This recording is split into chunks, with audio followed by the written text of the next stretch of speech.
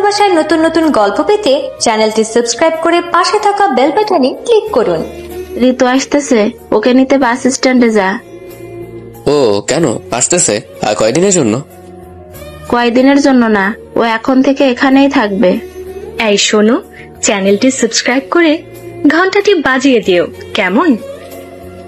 আমি শুয়ে আছি আর আমার কিউট বউটা তার চুল দিয়ে আমাকে বিরক্ত করছে, কিন্তু তবুও আমি উঠছি না। একসময় সে একদম আমার ধারে কাছে চলে আসে আর আমি তাকে শক্ত করে জড়িয়ে ধরি। সে তো ভয় পেয়ে যায়, তারপর বলে, তার মানে তুমি এতক্ষণ জেগেছিলে? আমি বললাম, হ্যাঁ। তো তুমি কি ভাবছিলে ঘুমিয়ে আছি? এরপর যেই না আমার বউয়ের মুখ আমার মুখের কাছে নিয়ে এসেছি, অমনি মনে হচ্ছে কেউ একজন আমার কম্বল ধরে টানছে। তাই তাড়াতাড়ি উঠে পড়ি আর দেখি আমার মা আমার কম্বল ধরে টানতেছে। আপনারাই বলেন তো কেমন লাগে? আমার এমন সুন্দর স্বপ্নটা ভেঙে দিল। আমি এমনিতেই সিঙ্গেল, কত কষ্ট করে একটা স্বপ্ন দেখছিলাম, সেটাও আমার নিজের মা ভেঙে দিল। মনটা চায় কচু গাছের ডালের লগে ঝুলতে, কিন্তু ঝুলবো না, যদি ডালটা ভেঙে যায়। এবার আসুন। তাই মায়ের উপর রাগ দেখিয়ে বললাম, এই তুমি কি আমার নিজের মা? সকালবেলা নিজের ছেলের কম্বল নিয়ে টানাটানি করতেছো? ওই ফাজিল, ঘড়ির দিকে তাকিয়ে দেখ তো কয়টা বাজে, আর তুই সকাল বলতেছিস? মা রেগে বললো কথাটা। তারপর ঘড়ির দিকে তাকিয়ে দেখি 9:30 বাজে। আমি বললাম, ধুর মা, আর একটু আগে ডেকে দিবা না? কলেজের জন্য কত দেরি হয়ে গেল। আর তোর কলেজে যাইতে হবে না? কেন? ঋতু আসতেছে, ওকে নিতে বাস স্ট্যান্ডে যা। ও কেন আসতেছে? আর কয়দিনের জন্য? কয়দিনের জন্য না, ও এখন থেকে এখানেই থাকবে। আর তোর কলেজেই ভর্তি হয়েছে। এখন যা, ফ্রেশ হয়ে নে। আর আমি নিচে যাচ্ছি নাস্তা তৈরি করতে। নাস্তা করে ওকে নিতে যাবি। ওকে। তার আর কি, এক দৌড়ে চলে গেলাম ওয়াশরুমে। আসুন, ফ্রেশ হতে হতে পরিচয় দিয়েই দিই, নইলে আবার আমাকে পাগল ভাবতে পারেন যে পরিচয় ছাড়াই বকবক করতেছি। তাই পাগল আপনারাই হন, আমি পরিচয় দিই। আমি মোহাম্মদ আরাফাত রহমান, বাবা মার 2 মাত্র সন্তান, মানে আমার একটা বোনও আছে। আর আমার বাবা ব্যবসা করে, মা গৃহিণী। আমি অনার্স প্রথম বর্ষ, আর যাকে আনতে যাব সে হলো আমার ফুফাতো বোন প্রীত, অনার্স 3য় বর্ষ। এতটুকুই জানেন, বাকিটা গল্প পড়ে জানতে পারবেন। এর মধ্যে আমার ফ্রেশ হওয়া শেষ। তারপর নিচে গেলাম, কিছু নাস্তা করলাম আর বেরিয়ে পড়লাম বাস স্ট্যান্ডে। এরই মধ্যে মাহির ফোন। আপনাদের বলে রাখি, আমার 2টা ফ্রেন্ড আছে, জিগারের দোস্ত, একটা আবিদ আর একটা মাহি। হ্যালো। বল। কি রে, কলেজে আসবি না? দোস্ত, আজকে না আমার শরীরটা খারাপ লাগতেছে, তাই যেতে পারবো না। মিথ্যা বললাম। সত্যিটা বলতে জ্বালাতে জ্বালাতে শেষ করে দিত। আমি একটা মেয়েকে আনতে যাচ্ছি। কেন রে, খুব খারাপ লাগছে নাকি? আমরা আসবো? আরে না, সেরকম না, এমনি রেস্ট নিলেই ঠিক হয়ে যাবে। ওকে, তাহলে সাবধানে থাকিস ভাই, আর কোনো দরকার হলে ফোন দিস। Okay bye. মাহির সাথে কথা বলতে বলতে চলে আসলাম বাস স্ট্যান্ডে। এসে দেখি কোনো বাস আসেনি, আর আমি জানিও না কোন বাসে আসতেছে। তাই আমি বসার জায়গায় বসে আছি। একটু পর 2টা বাস আসলো। একটু পর হঠাৎ কেউ একজন আমার চোখ ধরে ফেললো, আর আমি ভয়ে হুট করে তাকে জড়িয়ে ধরলাম। তারপর সে আমার চোখ ছেড়ে দিল, আর আমি তার দিলে ঘুরেই অবাক। মনে হচ্ছে আমার সামনে কোনো এক পুরী দাঁড়িয়ে আছে। ওকে সে ছোটবেলায় দেখছি। আমার তো ওর দিক থেকে চোখ ফিরছে না। এর মধ্যেও বলে উঠলো, এই কি দেখিস এমন করে? পড়ে দেখি। কি, এখানে পড়ে আসলো কোথা থেকে? এই তো আমার সামনেই দাঁড়িয়ে আছে। দেখলাম একটু বেশ লজ্জা পেয়েছে, যা দেখেই বোঝা যাচ্ছে। তার কিছু না বলে একটা রিক্সা ডাকছিলাম, আর 2জনে উঠে পড়লাম। তারপর রাস্তায় আসার সময় দেখলাম ও বারবার আমার দিকে আর চোখে তাকাচ্ছে, আর আমি তাকানেই চোখ ঘুরিয়ে নিচ্ছে। তারপর হঠাৎ সে বলে উঠলো, কেমন আছিস? ভালো, আপনি? আমিও ভালো। তারপর আর কোনো কথা হয়নি আমাদের। সোজা বাসায় চলে আসলাম। এসে কলিং বেল দিতে আম্মু সে দরজা খুলে দিল। মনে হয় দরজার পাশে দাঁড়িয়েছিল আমাদের আসার অপেক্ষায়। তারপর ঋতু সোজা আম্মাকে জড়িয়ে ধরলো আর বলল, কেমন আছো মামি? ভালো মা, তুই কেমন আছিস? ভালো। মামা কোথায়? অফিসে গেছে রে মা একটু। আমি আসছি তাও? মন খারাপ আর কান্না কান্না ভাবে বলল, মন খারাপ করিস না মা, এখনই চলে আসবে। কি একটা দরকারি কাজ আছে, তাই গেছে। তারপর মা বলল, আরাফাত, যা তো ঋতুকে ওর ঘর দেখিয়ে দে। ঋতু আপু আসেন। আমি আপু বলাতে সে রেগে বোম হয়ে গেল। মা সামনে আছে তাই আর কিছু বলতে পারলো না। তারপর আমি ওনাকে ওনার ঘর দেখিয়ে দিয়ে নিজের ঘরে এলাম। আর গোসল করে নিলাম। একটু পর মা এসে দুপুরে খাবারের জন্য ডেকে গেল। আমি আপু রুমে গেলাম, দেখি সাজতেছে, তাই আমি বললাম খাবেন না? সে বলল চল। তারপর আমরা নিচে গেলাম, দেখি আব্বু আর আম্মু বসে আছে আমাদের জন্য। ঋতু গিয়ে তো আব্বুকে জড়িয়ে ধরলো। তারপর সবাই মিলে খাওয়া দাওয়া শেষ করে যার যার ঘরে গেলাম, আর আমি ঘুমিয়ে পড়লাম। বিকালে হঠাৎ করে ঋতু এসে ডাকতে লাগলো আর বলল, এই আরাফাত, ওঠ না, চল বাইরে থেকে ঘুরে আসি। ধুর, এই সময় আর ডাক দেন না তো, যাবো না, ঘুমাতে দেন। দাঁড়া, তোর ঘুমানো বের করতেছি। তারপর সে আমার উপর থেকে আমাকে মারতে লাগলো। এই এই কি করছেন ছাড়েন, আমি যাবো তো যাবো। তারপর ঋতু ছেড়ে দিল আর বলল, যাবি না বলে? দেখলি তো আমি কিরকম। দেখলাম তো, একদম শাকচুনি। মনে মনে বললাম হইলে খবর করতো। তারপর ওকে নিয়ে ঘুরতে গেলাম, রাতে বাসায় আসলাম। এসে খাওয়া দাওয়া করছিলাম, এমন সময় আম্মু বলল কালকে থেকে ওকে আমাদের কলেজে ভর্তি করে দিতে আর একসাথে যেতে। আমি হ্যাঁ বলে চলে আসলাম। ঘরে এসে ঘুমিয়ে পড়লাম। সকালে হঠাৎ ঘুমটা ভেঙে গেল। আমার বুকের উপর ভারী কিছু অনুভব করছি। চোখ খুলে দেখি একটা মেয়ে আমার বুকের উপর মাথা দিয়ে শুয়ে আছে। আমি তো ভয় শেষ, তাই এক লাফ দিয়ে উঠছি। তারপর দেখি ঋতু আপু আমার উপর শুয়ে আছে। এর মধ্যে আমার এরকম করা দেখে সে উঠে পড়েছে। তারপর আমি তাকে বললাম, এই আপনি আমার রুমে কেন আসছেন? আর আমার বুকের উপর মাথা দিয়ে কেন শুয়েছিলেন? জানেন মুই কত ভয় পাইছি? আহালে, বাচ্চা ছেলে ভয় পাইছে? কোথায় ভয় পাইছে দেখি তো। এই আপনি আপনার এই শয়তানি হাসি বন্ধ করেন তো। কি জন্য আসছেন তাই বলেন। কেন বাবু, আমার হাসি দেখে তোমার কষ্ট হচ্ছে নাকি রাগ হচ্ছে? এবার কিন্তু বেশি বেশি হয়ে যাচ্ছে। ওকে, এই যে দেখো চুপ করলাম। এবার খুশি? খুশি। এবার বলেন মোর ঘরে আপনি কি করেন? একা একা ভালো লাগছিল না বুঝি? ও হ্যালো, ভালো লাগবে না কেন? আমার মোটেও ইচ্ছা নাই তোমার রুমে আসার। মামি বলল তোকে ডাক দিতে, তাই আসলাম। কলেজে ভর্তি হইতে যাব না সেই জন্য, নইলে জীবনেও তোর রুমে আসতাম না, ডাকা তো দূরের কথা। আচ্ছা বুঝলাম। তো মোর বুকে মাথা দিয়ে গিয়েছিল? আমি ছিলাম। আসলে তোকে ডাকতে এসে দেখি তুই ঘুমিয়ে আছিস, তাই আর তোর পাশে বসে ডাকতেছিলাম। কখন যে চোখ লেগে গেছিল বুঝতেই পারিনি, আর ঘুমিয়ে পড়েছিলাম, বুঝলি? বুঝলাম। বুঝলেই ভালো। তো এখন কি শুয়েই থাকবি নাকি উঠবিও? উঠতেছি, আপনি যান। ওকে, তাড়াতাড়ি আয়। তারপর সে চলে যেতে লাগলো, আর আমি তার যাওয়া দেখছিলাম। হঠাৎ ফোনটা বেজে উঠলো। দূর, বালের ফোনটা দিল একটা রোমান্টিক মুহূর্ত নষ্ট করে। বাল ভালো লাগে না, আর তাই রাগ নিয়ে ফোনটা ধরলাম। হ্যালো। হ্যালো, কি রে, কি খবর তোর? মাহি বললো তোর নাকি শরীর খারাপ, তো এখন কেমন আছিস? আগেই বলেছি মাহিয়ার আবিদ আমার জিগারের দোস্ত। সেরকম কিছু না, এমনি এখন ভালো আছি। ও ভালো, তো আজ থেকে কলেজে আসবি? যাব। ওকে আই, দেখা হবে কলেজে, বাই। Okay bye. তারপর ফোনটা কেটে দিলাম আর ওয়াশরুমে চলে গেলাম ফ্রেশ হয়ে এসে রেডি হয়ে নিলাম। তারপর সিঁড়ি দিয়ে নিচে নামতেই মা বলল ঋতুকে ডেকে নিয়ে আসতে, তাই চলে গেলাম ঋতুর রুমে। হঠাৎ করে তার রুমে যাওয়াতে যা দেখলাম তা দেখার জন্য মোটেও তৈরি ছিলাম না। দেখলাম ঋতু শুধু ব্লাউজ আর পেটিকোট পরে দাঁড়িয়ে আছে। আমি তো দেখেই হা হয়ে গেছি। ঋতু আপুর ফর্সা পেটে দেখা যাচ্ছে, আর তার সাথে ওর সুন্দর নাভি। আমাকে দেখেই সে শাড়িটা নিজের শরীরের উপর দিল, আর আমি খেতে আসেন বলেই দৌড়ে চলে আসলাম।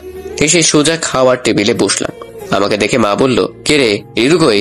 আমি বললাম আসতেছে। তারপর ঋতু আসলো, এসে আমার সোজা বসলো। একটু পর আব্বু আসলো। তারপর আমরা সবাই খাওয়া শুরু করলাম। এর মধ্যে আব্বু বলল, আরাফাত, আব্বু বলো। ঋতুকে কলেজে তো আজকে ভর্তি করে দিবি। তোদের প্রিন্সিপালের সাথে কথা বলে রাখছি, আর ওকে প্রতিদিন তোর সাথে নিয়ে যাবি আর নিয়ে আসবি, বুঝলি? তারপর আমার খাওয়া শেষ হলো, আমি বাইরে চলে আসলাম। এসে ঋতু আপুর জন্য অপেক্ষা করতে লাগলাম। একটু পর সে আসলো, আর আমি খাওয়ার সময় খেয়াল করিনি, শরম পাইছিলাম। তো এখন দেখলাম আপু নীল শাড়ি পরেছে। আপুকে একদম পরীর মতো লাগতেছে। আমি তো তার দিক থেকে চোখই বেরাতে পারছি না। হঠাৎ সে বলে উঠলো, কি রে, এমন হা করে কি দেখছিস? আর এভাবে কি সারাক্ষণ দেখতে থাকবি নাকি? তার কথায় আমার হুশ এলো, আর আমি তার দিক থেকে চোখ নামিয়ে নিলাম। তারপর মনে মনে বললাম, একটু আগেই যা দেখালেন আর কি দেখবো। তারপর সে আবারও বলে উঠলো, ওই কি ভাবতেছিস? কিছু না। তো রিক্সা ডাক দে। তারপর আমি রিক্সা ডাক দিলাম, সে উঠে পড়লো আর সাথে আমিও। একটু পর সে বলে উঠলো, আমাকে কেমন লাগতেছে বললি না তো? আমি তাকে রাগানোর জন্য বললাম, একটু ভালো লাগছে না, পুরোই ময়দা সুন্দরী লাগতেছে। আপু একে তো খারাপ বলেছি, তার উপর আপু, যা শুনলে বোম হয়ে যায়। এবার আপনারাই বলেন কি হতে পারে। এটা শোনা মাত্র তার চোখগুলো লাল হয়ে গেল আর আমার দিকে তাকালো। আমি তো দেখেই ভয় শেষ। তারপর সে আমাকে বলল, আমাকে আপু বলেছিস তাই না? দাঁড়া, তোর মজা দেখাচ্ছি। তারপর আবার কি বলেছিস? হ্যাঁ মনে পড়েছে, আমি ময়দা সুন্দরী তাই না? বলেই সে আমার চুলগুলো টানতে লাগলো আর আমি বললাম, আমার ভুল হয়েছে, আমি মুখ ফসকে বলে ফেলেছি আপু। আর হ্যাঁ, আপনাকে খুব সুন্দর লাগতেছে। আমি একটু রাগানোর জন্য এমনটা বলেছি। কিন্তু কে শুনে কার কথা? একসময় আর না পেরে তার চুল ধরে তার মুখটা আমার মুখের সামনে আনলাম, তারপর 4 ঠোঁট এক করে দিলাম।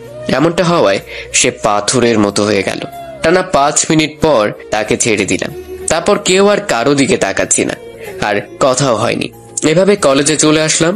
এসেই চলে গেলাম প্রিন্সিপালের রুমে, কারণ ঋতুকে তো ভর্তি করাতে হবে। স্যারের রুমের সামনে এসে, স্যার আসতে পারি?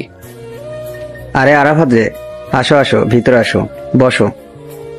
ধন্যবাদ স্যার। তুমি কি ঋতু? জি স্যার, আমি ঋতু। তোমার মামার সাথে একটু আগেই কথা হয়েছে। ও, তো মামা কি বললেন? বললেন ভর্তি করে নিতে। তো তুমি কি তোমার সব কাগজপত্র নিয়ে এসেছো? স্যার, এই নেন। তারপর স্যার সব কাগজ দেখলো আর বলল রেজাল্ট তো ভালোই। তারপর তাকে ভর্তি করে নিল আর আমাকে বলল ক্লাসটা দেখিয়ে দিতে। জি স্যার, এখন তাহলে আসি। আসো। আর হ্যাঁ, দুজনকেই বলছি মন দিয়ে পড়াশোনা করো, okay? Okay sir. Okay sir. Good, এখন আসতে পারো। তারপর আমরা ওখান থেকে চলে আসলাম আর ঋতুকে ওর ক্লাসে দিয়ে আসলাম। আর আমি আমাদের পছন্দের জায়গায় গাছতলায় চলে আসলাম। এসে দেখি মাহি আর আবিদ বসে আড্ডা দিচ্ছে। আমিও গেলাম আর বললাম, কেমন আছিস রে তোরা? আমরা আর কেমন থাকবো, যেমন ছিলাম তেমনই।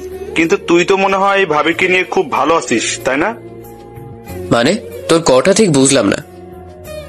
না বোঝার তো কিছু নাই। তুই যে একটা মেয়ের সাথে এক রিক্সায় কলেজে আসলি, মেয়েটা কে? আরে ওটা তো আমার। মাহি আর আবিদ একসাথে বলল। কি? বল বল কে? যে পাই আমাদের ভুলে গেলি? আমাদের ভুলে গেলি? তারপর তাদের আচ্ছা মতো পিটালাম আর বললাম, ওটা আমার ফুফাতো বোন, আমাদের কলেজে চান্স পাইছে তাই এখানেই ভর্তি হয়েছে, আর পড়বে, বুঝলি? বুঝলাম। গুড। এর মধ্যে হঠাৎ ক্লাসের ঘন্টা পড়ে গেল আর আমি বললাম, চল, ঘন্টা পড়েছে, ক্লাসে যাই। চল। তারপর সবাই মিলে ক্লাসে চলে গেলাম। ক্লাস করলাম। আমরা আবার ভালো ছেলে, 2টার বেশি ক্লাস করি না, তাই 2টা ক্লাস করে আবারও গাছতলায় চলে আসলাম। একটু পর দেখি আপু আসলো, সাথে কয়েকটা মেয়ে, হয়তো নতুন বন্ধু বানাইছে। তারপর আমাদের কাছে এসে বলল, কিরে ক্লাস বাদ দিয়ে এখানে কি?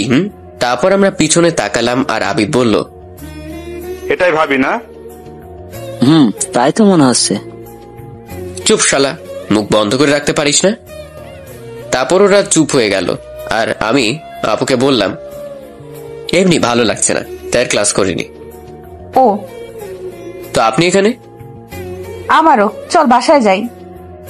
আমি আর কিছু না বলে চলে আসলাম। আসার সময় শুনতে পেলাম, মানে ওরা বলল খাওয়াতে, কিন্তু একদিন হবেই, তোর মনে রাখিস আরাফাত। তারপর আমরা বাসায় চলে আসলাম। এসে দরজায় কলিং বেল দিতেই আম্মু এসে দরজা খুলে দিল আর ঋতু যা করলো আর বলল আম্মুকে, আমি তো অবাক হয়ে গেলাম। মামি জানো, তোমার ছেলে না খুব খারাপ। কেন রে মা, কি করেছে ওই বান্দরটা? জানো মামি, আমরা যখন আসছিলাম বাড়িতে, হঠাৎ তোমার ছেলে বলল, তুই দাঁড়া আমি আসতেছি বলে একটা দোকানে গেল আর এক প্যাকেট সিগারেট নিয়ে আসলো, সাথে একটা খেতে খেতে। আমি কত বারণ করলাম কিন্তু শুনলো না। তারপর আমি তার থেকে সিগারেটটা ফেলে দিছি, সে ডাক দেখি আমাকে থাপ্পড় দিছে। আমি তো এটা শুনে মনে হয় আকাশ থেকে পড়লাম। তারপর আমি ঋতুর দিকে তাকালাম, দেখছি হাসতেছে। আমার তো সেই রাগ উঠলো, ইচ্ছে করছে মেরে একেবারে শেষ করে দিই। কত বড় মিথ্যা কথা বললো আম্মুর সামনে। তারপর আম্মুর দিকে তাকালাম আর সাথে সাথে ঠাস ঠাস করে 2টা পড়লো আমার গালে। আর আম্মু তো রেগে আগুন। আম্মু তখন আমাকে বলল, এই শিক্ষা দিছি তোকে? এই শিক্ষা দিছি যে রাস্তাঘাটে সিগারেট খাবি? পুরাই রেগে মেগে কথাটা বললো আম্মু। আমি কখন ভালো ছেলের মতো কান্না কান্না ভাবে বললাম, বিশ্বাস করো আম্মু, আমি সিগারেট খাইনি। ঋতু মিথ্যা বলতেছে, আমাকে ফাঁসানোর জন্য এসব বানিয়ে বানিয়ে বলতেছে। তখন আম্মু বলল, ওই আমার মেয়ে মিথ্যা বলবে কেন? ও তোর কোন জন্মের শত্রু যে মিথ্যা বলবে? এরই মধ্যে ঋতু বলে উঠল, থাক মামি, ছেড়ে দাও, আর কিছু বলো না, আমি অনেক বকেছি। তখন আম্মু বলল, আমার মেয়ে বললো বলে তোকে ছেড়ে দিলাম, নয়তো। হায়রে দুনিয়া, নিজের মা দেখি আজকাল নিজের কথা বিশ্বাস করে না।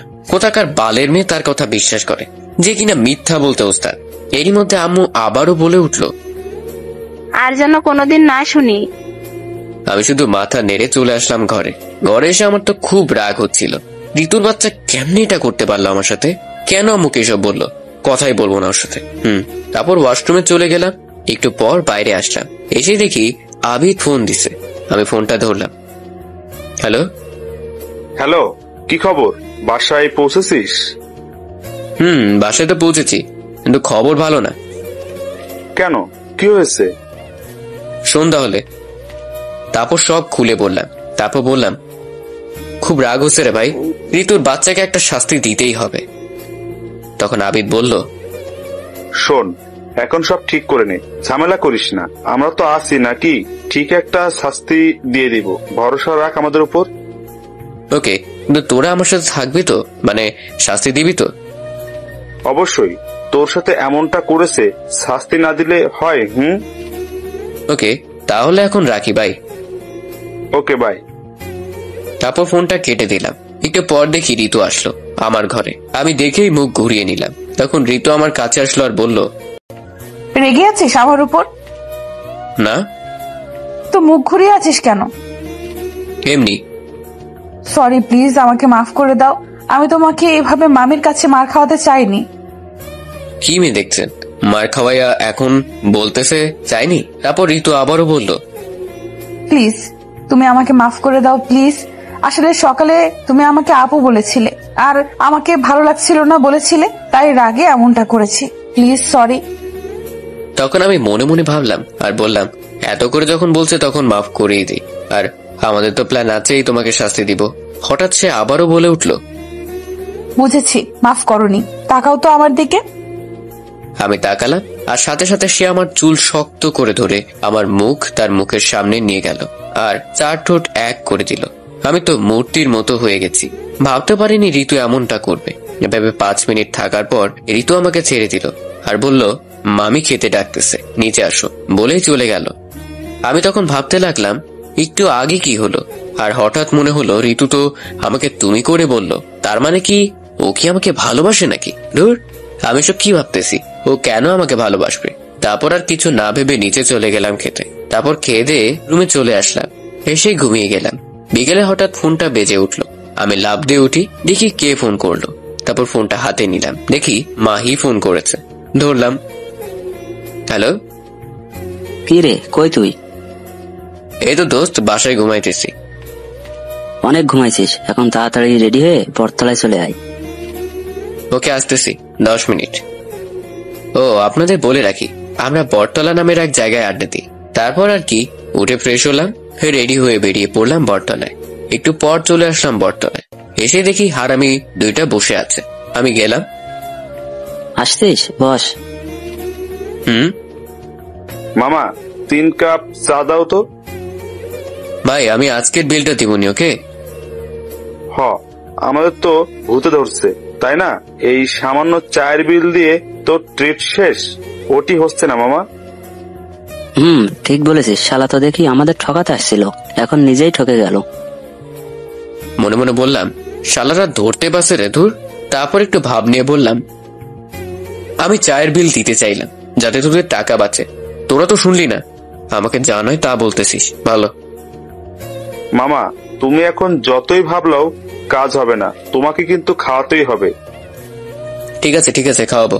তার আগে আমাকে যেটা ফোনে বলেছিলি তার একটা ব্যবস্থা করে দে। তারপর? আরে মামা, ওই জন্যই তো তোমাকে ডেকেছি, আমার কাছে একটা দারুণ প্ল্যান আছে। তো বল ভাই, কি প্ল্যান? আরে দাঁড়াও, বলতেছি। তার আগে বল, ঋতু আপু কি তোকে পছন্দ করে, মানে কেয়ার করে? শোনো তাহলে, আমরা তিনজন তো শুধু জানি মাহির জিএফ আছে, আর তো কেউ জানে না, তাই না? হ্যাঁ, মাহির একটা জিএফ আছে, এটা শুধু আমরা তিনজন জানি। আবিদের এই কথা শুনে মাহি কাশতে লাগলো। আরে ওরে কেউ পানি দে। তো ওর জিএফ কে কিছুদিন তোর নিজের জিএফ বানিয়ে ঋতুর সামনে অভিনয় করবি, তাহলে দেখবি সে জ্বলতেছে, আর এভাবেই তাকে শাস্তি দিতে পারবি। কেমন লাগলো বল আইডিয়াটা? ঠিকই বলেছিস। বালের ঠিক বলেছিস, আর বালের আইডিয়া। আমি আমার জিএফ তোরে দিব না। দে না প্লিজ দোস্ত, আমি তো আর একেবারের জন্য নিচ্ছি না, কয়েকদিনের জন্য আর শুধু তো অভিনয় করব। আরাফাত তো ঠিকই বলেছে। তুই আর একটা কথাও বলবি না, শালা তোর জন্য এসব হলো। তারপর অনেক বুঝিয়ে মাহিকে রাজি করালাম এবং বলে আসলাম কালকেও জিএফ কে নিয়ে আসতে কলেজে। তারপর বাসায় চলে আসলাম, এসে খেয়ে দিয়ে ঘুমিয়ে পড়লাম। আপুর সাথে একটা কথাও বলিনি, শুধু মনে মনে বলতেছি কালকে থেকে তোমার হবে। সকালে ঘুম থেকে উঠে তাড়াতাড়ি কলেজে গেলাম, কারণ মাহির জিএফ কে সব বুঝিয়ে দিতে হবে। তারপর কলেজে গেলাম, দেখলাম ওরাও চলে আসছে। তারপর মাহির জিএফ এর সাথে কথা বলে সব বুঝিয়ে দিলাম। আর হ্যাঁ, মাহি সব বলে রাখছে, তাই বেশি কিছু করতে হয়নি। একটু পর আমরা গাছতলায় বসে আছি, মাহির জিএফ আমার পাশে। তখন দেখলাম আপু আসতেছে, তাই আবিদ আর মাহি চলে গেল। আমি আর মাহি জিএফ হাত ধরে বসে রইলাম। আমাদের এরকম অবস্থায় আপু দেখে আমাদের কাছে আসলো, আর যা করলো আমি তো ভাবতেও পারিনি। আপনারা কি ভাবছেন আমাকে দিয়েছে? আরে না, মাহির জিএফ কে দিয়েছে। আমি ভালো ছেলে বুঝলেন, সেটা আপু জানি, তাই মুইকে দেয়নি এমন একটা ভিটামিন। তারপর আপু বলতে লাগলো, ওই মেয়ে কলেজে কি এসব করতে আসো? হ্যাঁ, পড়াশোনা বাদ দিয়ে একটা ছেলের সাথে গাছতলায় বসে প্রেম চলতেছে। সরি আপু। আর কিছু বলতে পারলো না, তার আগেই ঠাস করে আর একটা দিয়েছে আপু। আরে বেচারি নাটক করতে এসে ভিটামিন খাচ্ছে, আর তাকে থামিয়ে দিয়ে আবারও আপু বলল, কোনো সরি না, আর যেন কখনো এইসব না দেখি, বোঝা গেছে? মাই শুধু মাথা নেড়ে হ্যাঁ বলে চলে গেল, আর আমি এতক্ষণ নির্বাকের মতো দেখছিলাম এসব। এরপর মাহির চলে যাওয়ার পর আপু আমার দিকে তাকালো। আমি একবার তাকিয়ে বুঝতে পারছি আমার কপালে দুঃখ আছে, কারণ তার চোখ দেখে মনে হচ্ছে এক্ষুনি আগুন বের হবে। তাই আমি আর তার দিকে তাকালাম না, চোখ নামে নিলাম, আর সাথে সাথে ঠাস ঠাস ঠাস। ওমা, এবার দেখি থাপ্পড়টা আপু আমাকে দিছে। আপনারা ভালো না, আপনারা আমার জন্য দোয়া করেননি, বরং চাইছেন যাতে আমি মার খাই, তাই না? দুষ্ট সবাই। আসুন, আমি যেহেতু থাপ্পড়টা খেয়েই ফেলেছি, তখন কি আর করার। শুধু একটা কথাই বলি, আপনারাও যাদের বিয়ে হয়েছে তারা এখন থেকে বউয়ের হাতে থাপ্পড় খান, আর যারা করেনি তারা যেন বিয়ের পর খায়। মজা করে বললাম, প্লিজ কেউ কিছু মনে করবেন না। আর আমার দোয়া আমি মন থেকে করিনি, তাই চিন্তা নেই। তারপর আপু আমাকে বলল, এইসব কি? তুই মেয়েদের সাথে হাত ধরে বসে থাকিস, তাদের সাথে প্রেম করিস? আপু আমি তো। চুপ, আর একটাও কথা বলবি না তুই। চল আজকে বাসায়, তারপর তোর হবে। প্লিজ আপু। বলতে না বলতেই ঠাস করে আবার চর। এবার আমি বুঝতে পারছি চরটা কেন দিল। সরি ঋতু, আর কখন এমনটা হবে না, প্লিজ। বাড়ি থেকে কিছু বলো না প্লিজ। আমার মুখ থেকে তুমি শুনে আমার দিকে তাকালো, দেখে বুঝাই যাচ্ছে তুমি করে বলাতে রাগটা কমেছে। এরপর সে আমাকে বলল, কেন তুমি ওই মেয়েটার সাথে ওইভাবে কথা বলছিলে? কেন ওর সাথে প্রেম করতেছিলে? জানো না আমি তোমাকে। তুমি আমাকে কি? কিছু না। না বললে কিন্তু আমি আবার ওই মেয়েটার কাছে চলে যাব। তখন ঋতু আমাকে জড়িয়ে ধরলো আর বলল, দেখি তো কেমন করে যাও। আরে কি করছেন, সবাই দেখছি তো নাকি? দেখুক, তাতে আমার কি? আপনার না হলেও আমার অনেক কিছু, ছাড়েন। তারপর জোর করে ঋতুকে ছাড়িয়ে নিল। তারপর আমি বললাম, তুমি যদি না বলো তুমি আমাকে কি, তাহলে কিন্তু আর কখনো তোমাকে তুমি করে বলবো না, আর কথাও বলবো না। তারপর আমার দিকে তাকিয়ে আবার নিজের দিকে তাকিয়ে বলল, আমি তোমাকে ভালোবাসি। আমি মনে মনে বললাম, এইটাই তো সে কবে থেকে শুনতে চাচ্ছি। তারপর একটু না জানার ভান করে বললাম, কি এসব কি বলতেছেন, মাথা ঠিক আছে তো নাকি? তারপর ঋতু বলল, আমার মাথা ঠিক আছে, প্লিজ আমাকে ফিরিয়ে দিও না। বলেই জড়িয়ে ধরল। পাগলি, সেই ছোটবেলা থেকে তোমাকে ভালোবাসি আমি, আর তোমাকে পেয়েও ফিরিয়ে দিব। আমার কথা শুনে ঋতু আমার দিকে তাকালো আর বলল, তাহলে এতদিন বলনি কেন? আর ওই মেয়ের সাথে এসব তাহলে কি ছিল? তারপর পিছন থেকে হাততালির শব্দ এলো। আমরা একে অপরকে ছেড়ে দিলাম। তখন মাহি আর আবিদ এসে বলল, তাহলে ভাবি শেষমেশ হয়ে গেল। ওই কিসের ভাবি? থাক, আর ঢং করতে হবে না, আমরা সবই শুনেছি। আর হ্যাঁ আপু, সরি ভাবি, ওই মেয়েটা হলো আমার জিএফ। আপনাকে কালকের জন্য একটু শিক্ষা দেওয়ার জন্য আরাফাত এই নাটকটা সাজিয়েছে। মাহির কথা শুনে আপু আমার দিকে রাগি চোখে তাকালে। আমি বললাম, ভালো, সবই যখন বলে দিলি তাহলে এটাও বল বুদ্ধিটা কার ছিল। বাস্তু দিলি, তাহলে তোরা কেন বাকি থাকবি? আমার কথা শুনে ঋতু হয়তো কিছু বুঝতে পারছে, তাই সে বলল, মাহি, সত্যি করে বলো তো আসল ঘটনা কি? ভাবি, আমি বলতেছি, আসলে আরাফাত কালকে আমাকে আপনি কি কি করেছেন সবই বলেছে। তারপর আমি বুদ্ধি করে ওকে এসবের কথা বলি, যাতে আপনাদের ভালোবাসাও প্রকাশ পায় আর কোনো সমস্যাও না হয়। আপুর হাত থেকে বাঁচার জন্য এসব বলল। তারপর আপু কি যেন ভাবলো আর বলল, ঠিকই করেছো, থ্যাঙ্কস। আর আমার কানে কানে বলল, তুমি খালি বাসায় চলো আজকে। ওরা তখন বলল, ভাবি, খালি থ্যাঙ্কস দিয়ে কাজ হবে না, খাওয়াতে হবে। তখন বললাম, ওই কিসের খাওয়া রে? পেটুক। দেখছেন ভাবি, আমরা উপকার করলাম তার জন্য একটু খাওয়ার কথা বললাম, আর ও আমাদের পেটুক বলতেছে। তখন আপু বলে উঠল, আচ্ছা ঠিক আছে, খাওয়াবো। তার আগে তোমাদের বন্ধু তো আমাকে প্রপোজই করলো না, তাহলে ভাবি আর হলাম কেমনে বলো? ঠিকই তো, ওই হারামি, ভাবিকে প্রপোজ কর যা। তখন ভাব নিয়ে বললাম, পারবো না। কেন পারবি না? তোরা শালা সবাই বেইমান, নিজেরা বাঁচার জন্য আমাকে ফাঁসায়া দেস, আর নিজেদের ভালোর জন্য অন্যের ক্ষতি হলেও কিছু ভাবিস না।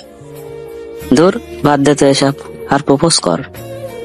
বললাম পারবো না। তখন ওরা কিছু বলার আগে আপু বলে উঠল, কি বললি তুই? আর একবার বলতো। আরে আমি তো বললাম প্রপোজ করবো ভাবতেছি। তখন ওরা হাসতে লাগলো। আমি তখন রাগ দেখে বললাম, চুপ শালারা। তখন আপু বলল, তাড়াতাড়ি প্রপোজ কর, বেশি সময় নেই। আজকে না করলে হয় না? না, হয় না, তাই আজকে করবি আর এক্ষুনি। আচ্ছা ঠিক আছে, করতেছি। তো রাগের কি আছে শুনি? বেশি না বকে প্রপোজ কর। তারপর প্রপোজ করতে শুরু করলাম। তুমি আমার কাছে মেঘ, আমার কাছে পরি, দিব তোমাকে সময় আমার হাজারো ব্যস্ততা ছাড়ি। সকালের সূর্য তুমি, রাতের ওই চাঁদ, ভালোবাসায় জড়িয়ে রাখবো তোমায় সারা দিন রাত। হবে কি তুমি আবার পথ চলার সাথী? হবে কি আমার শেষ ভরসা? গোলাপের প্রথমে কলি আসে, পরে আসে ফুল, আমি তোমায় ভালোবাসি ঋতু, আই লাভ ইউ। তারপর ঋতু আমাকে শক্ত করে জড়িয়ে ধরল আর বলল, হ্যাঁ, আমি তোমার সব হব। এরই মধ্যে ওরা বলে উঠল, অনেক হয়েছে প্রেম প্রীতি, এখন চলেন, আমাদের ট্রিট দিবেন। যাবো তো। তার আগে মাহি তোমার জিএফ কে তাকে ডাক দাও। তারপর মাহি তার জিএফ কে ডাক দেয়। সে আসে। তারপর ঋতু তাকে সরি বলে, মাপ চায়, সেও মাপ করে দেয়। তারপর সবাই মিলে একটা হোটেলে যায় এবং দুপুরে খাবার কেনে এবং বাড়ি চলে যায়। এভাবেই তাদের ভালোবাসার মধ্য দিয়ে দিন চলতে থাকে। এভাবে কিছুদিন যায়। কয়েকদিন পর সকালে নাস্তার টেবিলে বসে সবাই বসে নাস্তা করছিল। হঠাৎ ঋতু বাবাকে যা বললো তা শুনে মনে হয় আমি আকাশ থেকে পড়লাম। মামা, আমি তোমাদের কাছে বোঝা হয়ে আছি, তাই না? আব্বু তখন খাওয়া বাদ দিয়ে ঋতুর দিকে তাকালো আর বলল, এ সময় কি কথা মামুনি? আমরা কখন তোকে এসব বলেছি যে এসব বলতেছিস? মামা, তোমরা তো কিছু বলনি, বলেছে তো তোমাদের আদরের সন্তান আরাফাত। আমি তো ঋতুর কথায় আকাশ থেকে পড়লাম। আরে আমি এসব কখন বললাম? তখন আব্বু বলল, দেখছো আরাফাতের মা, তোমার ছেলে কতটা কুলাঙ্গার হয়ে গেছে। আমার মেয়েকে কি সব বলতেছে, ওকে তো আমি বলে লাফ দিয়ে উঠলো চেয়ার থেকে। তখনই আম্মু আব্বুকে আটকালো আর বলল, দেখো, এখন খাওয়ার টেবিলে কিছু করো না, ও না বুঝে করেছে, এবারের মতো ছেড়ে দাও। তখনই ঋতু বলে উঠলো, থাক মামা, মাফ করে দেন ওকে। দেখ, আমার মেয়েকে দেখে শেখ, যাকে তুই কিনা এসব বলেছিস। আর হ্যাঁ, ওর জন্য আর তোর মায়ের জন্য তুই আজকে বেঁচে গেলি। আর যেন জীবনেও এসব কথা না শুনি। আমি তো ভয় শেষ, তাই শুধু বলে মাথা নাড়ালাম। কারণ আমি বুঝতে পারছি যে আমি যাই বলি না কেন কেউ বিশ্বাস করবে না। তাই দোষটা নিজের ঘাড়ে নিলাম আর মনে মনে বলতে লাগলাম, ফুপুর বাচ্চা, ঋতু তোর এটা শাস্তি আমি দিমুই, দেখিস। তুই আরাফাতকে চিনিস না। তারপর আপু উঠে চলে গেল, সাথে আম্মু গেল। তখন আমি আর ঋতু ছিলাম টেবিলে বসে। তখন সে বলে উঠলো, কিরে কেমন বাস খাওয়ালাম? আর মেয়েদের দিকে তাকাবি? বল, তাদের সাথে কথা বলবি? ও এবার বুঝলাম কেন ঋতু আমাকে এত বড় বাস দিলে। আপনারা তো কিছু বুঝতে পারেনি যে আমার মতো ভদ্র কিউট সাদা সিধা ছেলেকে ঋতু কেউ বা বাস খাওয়ালো আর এসব বললো। আসুন একটু অতীত থেকে ঘুরে আসি। অতীত কয়েকদিন আগের কথা। আমি মাহি আর আবিদ কলেজে গাছতলায় বসে আড্ডা দিচ্ছি। হঠাৎ করে মেঘলা ফোন করে। ও আপনাদের তো বলাই হয়নি, মাহির জিএফ এর নাম মেঘলা আক্তার।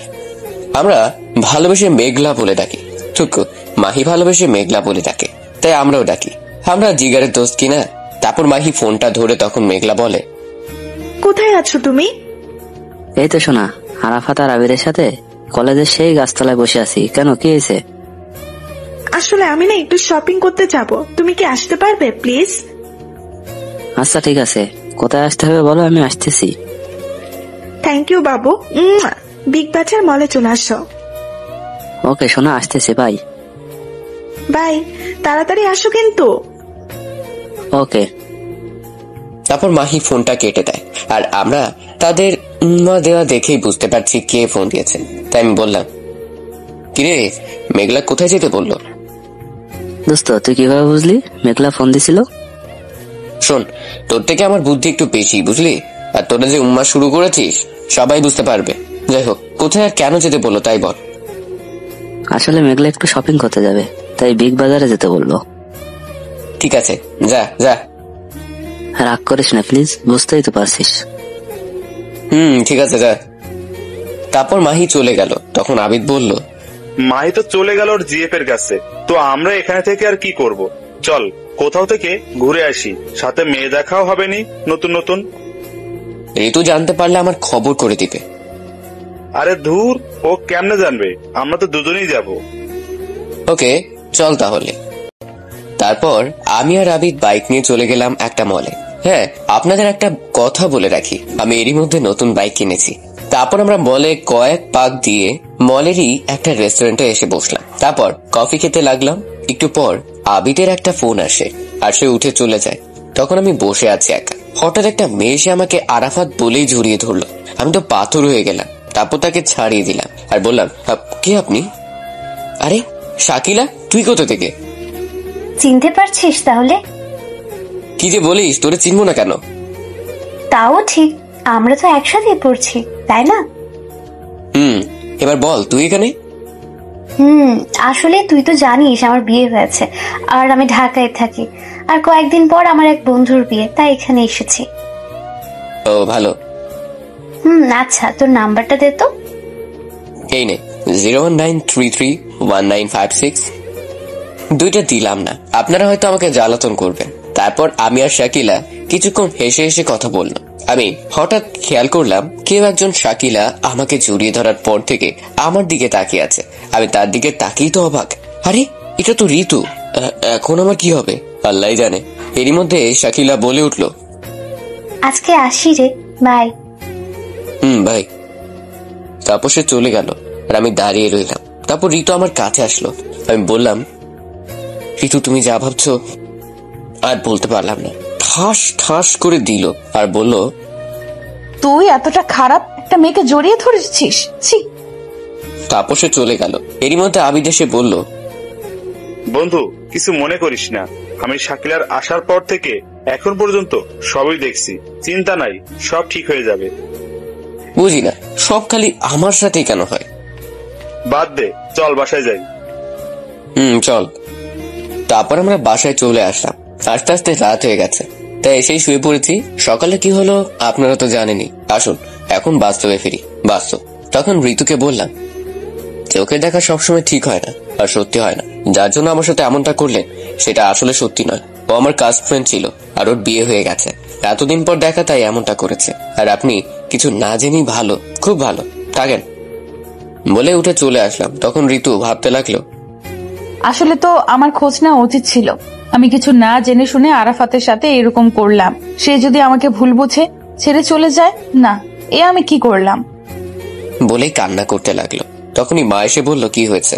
সে কিছু না বলে কান্না করতে করতে উপরে চলে গেল, আর আমার রুমের সামনে এসে কান্না করতে করতে বলল, প্লিজ আমাকে মাফ করে দাও প্লিজ, আমার ভুল হয়েছে, আমি আর কখনো এমনটা করব না, সত্যি।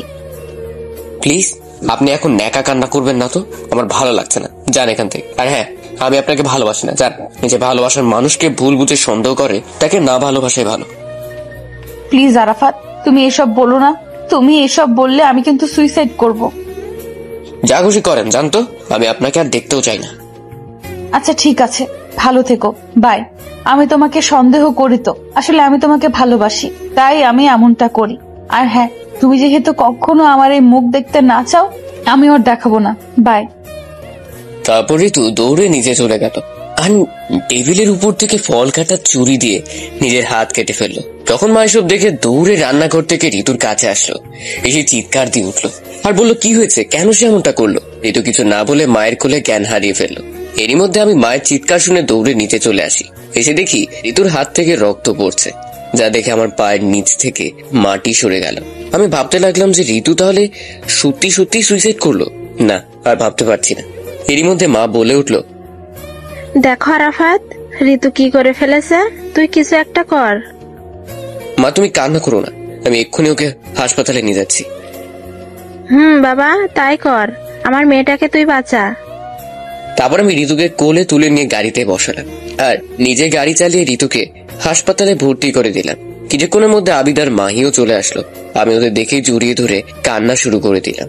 ওরা আমাকে সান্ত্বনা দিতে থাকে আর বলতে থাকে, সব ঠিক হয়ে যাবে, চিন্তা করিস না, ঋতুর কিচ্ছু হবে না। কয়েক ঘন্টা পর ডাক্তার বেরিয়ে আসলো আর বলল, রোগীর আত্মীয় স্বজন কে আছে? কাছে গিয়ে বললাম, আমার কি হয়েছে বলুন। দেখুন, রোগীর অনেক রক্ত বের হয়ে গেছে, তাই এখনই বি পজিটিভ রক্ত লাগবে। তখনই আবিদ বলে উঠল, স্যার আমার রক্ত বি পজিটিভ, আমি রক্ত দেব। ওকে, তাহলে আসেন আমার সাথে। চলেন। তারপর আবিদ আমাকে বলল, এই আমি রক্ত দিতে যাচ্ছি, দেখবি ভাবি একদম ঠিক হয়ে যাবে, আর তুই কিন্তু একদম কান্নাকাটি করবি না, বলে দিলাম। তারপর আমি আবিদকে জড়িয়ে ধরে কান্না কান্না করতে লাগলো।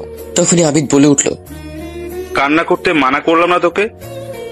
সরি, আর কান্না করবো না। এই তো গুড বয়। মাহি, আরাফাতকে দেখে রাখিস, আর কান্না করলে শুধু আমাকে বলবি, তারপর দেখবি আমি এসে কি করি। ঠিক আছে। আসলে সত্যিকারের বন্ধুরা এমনই হয়, বন্ধুর জন্য মনে হয় জীবন দিতেও দ্বিধা করবে না। আমি দোয়া করি আল্লাহর কাছে। তারপর আবিদ চলে গেল। কয়েক ঘন্টা পর ডাক্তার বেরিয়ে এলো, সাথে আবিদও এলো। এসে আবিদ বলল, বলছিলাম না ভাবির কিছু হবে না। গিয়ে আবিদকে জড়িয়ে ধরলাম আর বললাম, সত্যি আজকে তুই না থাকলে কি যে হতো, থ্যাঙ্কস রে দোস্ত। আবিদ আমাকে ধাক্কা দিয়ে সরিয়ে দিল। আমি তো অবাক। তারপর সে মাহিকে বলল, মাহি দেখতো, এই কি আমাদের আরাফাত, যে বন্ধু হয়ে বন্ধুকে থ্যাঙ্কস দেয়? ওর সাথে কথা নাই, চল। বলে চলে যেতে লাগলো।